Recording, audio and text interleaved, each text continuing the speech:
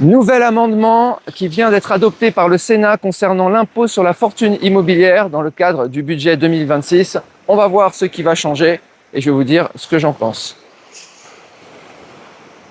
Alors, l'impôt sur la fortune immobilière qui est actuellement en place en France, donc c'est l'immobilier qui va être taxé au-delà de 1,3 million d'euros. Donc ça commence avec une petite tranche à 0,5%. Là, on parle pas des revenus, on parle du patrimoine immobilier.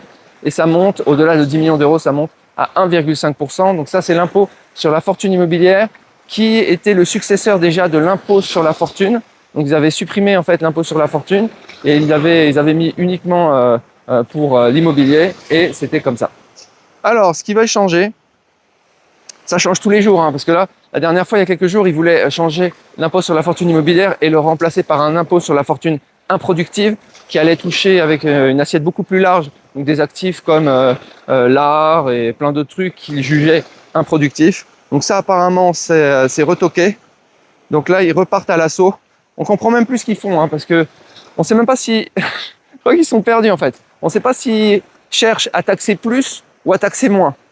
Donc là, c'est carrément, on part dans le sens inverse cette fois-ci, et ils cherchent à taxer moins. Donc, au lieu d'avoir le seuil à 1,3 million d'euros, ils voudraient mettre un seuil à 2,57 millions d'euros. Donc, augmenter le seuil. Ça veut dire que, par exemple, moi, à l'époque, j'investissais dans l'immobilier à Paris. C'est toujours mon immobilier à Paris, mais une des raisons qui a fait que j'ai pas acheté plus de 4 appartements à Paris, c'est que en fait, j'étais à la limite de ce fameux 1,3 million d'euros. Donc j'ai dit stop et j'investis plus dessus. Vous imaginez si ça avait été un seuil plus élevé, aujourd'hui je me retrouverais encore avec encore plus de boulets. Cet immobilier parisien. Il faut que je vende un jour ou l'autre quand mes locataires seront partis. Mais alors attention, ça va plus loin que ça par rapport à l'IFI actuel. Donc le seuil qui a changé afin de ne pas imposer les ménages devenus imposables du fait de la flambée des prix de l'immobilier. Alors là, c'est à n'y rien comprendre. On se demande si on n'a pas affaire à vraiment à des handicapés mentaux. C'est-à-dire, on se demande pourquoi on les paye. D'abord, 99% de tout ce qu'ils proposent est rejeté. Donc c'est des blagues. C'est-à-dire qu'ils écrivent des choses qui, de toute façon, sont soit inconstitutionnelles, soit pas adoptées, soit foutues à la poubelle. Donc on les paye pour rien. Mais là, en plus, c'est pire que ça. C'est que la justification de dire « bah oui, mais c'est normal qu'on monte le seuil vu que l'immobilier a monté ». L'immobilier n'a pas monté, l'immobilier fait que baisser. Depuis les 5 dernières années, l'immobilier à Paris a fait moins 10%. Et c'était pas arrivé depuis très très très longtemps. Alors là, depuis un an, il commence à remonter un petit peu. Là, je sais pas si vous avez vu, plus 1,7%. Petit rebond technique ou remontada. Donc il avait commencé à baisser en 2020. En 2020-2025, c'est pris une énorme claque. C'est l'immobilier parisien, mais c'est aussi je pense la quasi-totalité des villes en France. Donc l'immobilier baisse, donc ils augmentent le seuil de l'IFI parce qu'ils pensent que l'immobilier monte. Je ne sais même pas quels chiffres ils utilisent en fait. C'est vraiment des décérébrés. C'est des idiots en fait. Ils représentent bien le peuple français finalement. Ceux qui sont restés en France. Continue. Justifier un. Donc c'est Sylvie Vermeillet dans son amendement. Sylvie, l'immobilier, tu dis qu'il monte, mais en fait il baisse. Sylvie, réveille-toi. Ensuite, l'assiette de ces contributions évoluerait car selon elle, il est faux de considérer l'immobilier comme une rente. Alors, oui et non. L'immobilier, c'est bien une rente de loyer qu'on perçoit. Mais c'est aussi un investissement. Voilà. Mais c'est comme tout. Je veux dire, il n'y a pas de rente sans investissement et sans risque. Même si Sylvie, si j'investis sur des obligations d'État, il y a aussi un risque et c'est aussi une rente. Donc voilà. Donc là, je crois que l'appareil est complètement faux. Alors après, de dire effectivement, déjà de dire que l'investissement immobilier est improductif, c'est complètement idiot. Parce que ça produit en fait des cash flows positifs et en plus ça produit de la valeur, ça permet aux gens de se loger. Donc ça, c'était déjà complètement idiot ce qu'ils avaient de mettre l'immobilier dans la partie improductive. Mais bon, ça ils ont enlevé l'impôt sur la fortune improductive. Donc là on est d'accord. Mais là ils vont plus loin. Je pense qu'ils mélangent tout. Ils ont pris des usines. Dans l'IFI, l'immobilier est taxé, compris les logements qui servent à loger des gens, y compris des usines qui servent à accueillir des activités industrielles, à renchérir en séance. Ok, donc on est bon. Le sénateur exclut ainsi l'investissement locatif inclus dans le périmètre de l'IFI. Car selon eux, il s'agit indéniablement de placements productifs qui contribuent à la croissance tout en répondant aux besoins des ménages et des entreprises. On est complètement d'accord. Mais ça veut dire que ça, c'était déjà vrai au moment de l'instauration de l'IFI. Et c'était déjà vrai au moment de l'instauration de l'ISF.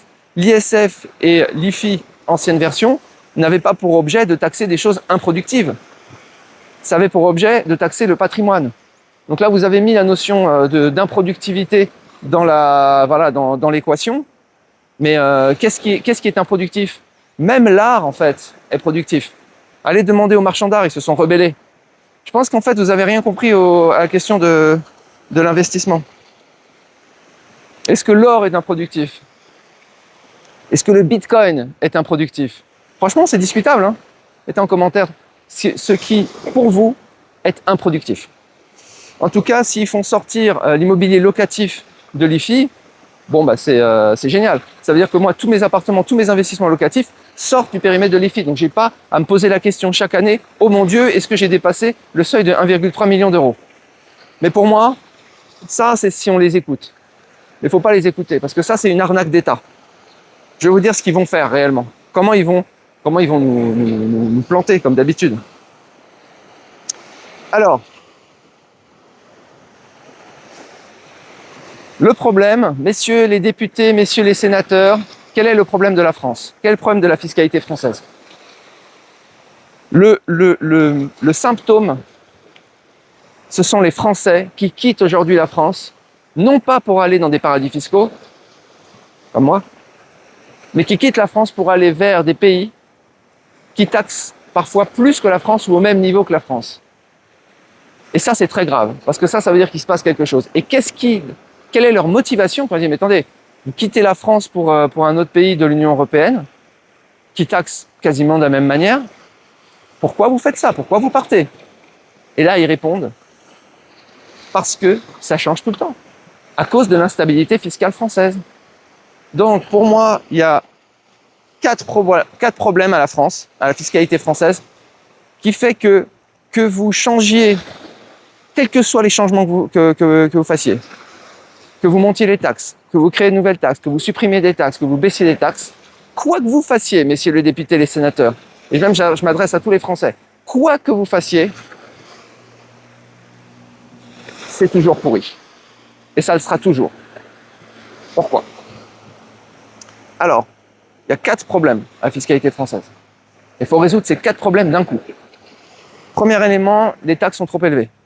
Voilà, moi, si les taxes avaient été très faibles en France, très faibles, ça veut dire moins de 15% globalement, aujourd'hui, je ne serais pas en train de me balader sur la plage à Pattaya.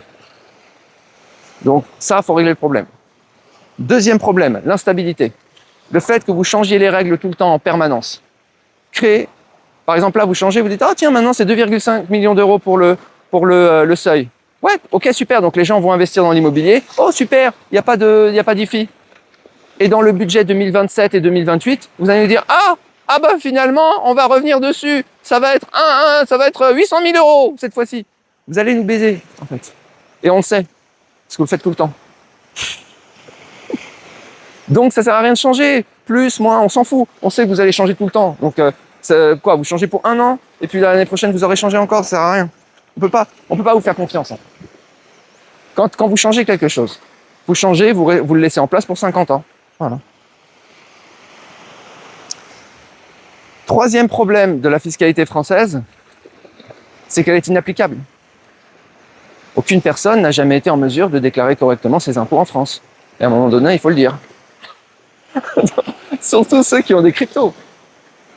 Les cryptos, recalculer le portefeuille d'actifs numériques à chaque transaction que vous faites en crypto n'est pas du domaine de gérer. C'est pas un humain aucun humain n'est capable de le faire, mais aucune machine n'est capable de le faire, puisqu'on n'est pas dans le domaine de la connaissance.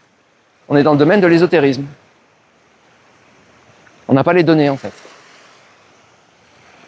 Voilà. Donc c'est inapplicable. J'ai pris l'exemple des cryptos, mais il y en a d'autres. Hein. Ensuite, l'autre problème, le quatrième problème de la France, la fiscalité française, c'est que déclarer, est un travail qui n'est pas rémunéré. C'est-à-dire que moi, par exemple, pour déclarer, si je revenais en France, que je redevenais fiscalement résident fiscal français, et que je devais donc déclarer tous mes revenus et tout en France, ça me prendrait, j'ai compté à peu près 18 jours de travail déclaratif. Qui me paye pour 18 jours de travail déclaratif? Avec, je sais pas, environ 100 comptes à l'étranger. Des petits comptes, hein, des trucs, il y a des miettes. Par exemple, des fois je viens d'ouvrir XTB pour tester. Comme ça, pour tester. J'ai envoyé 200 euros, j'ai testé, j'ai vu que ça me plaisait pas, mais il y a un compte qui est ouvert quand même. Donc ça, faut le déclarer aussi. Donc vous imaginez la liste.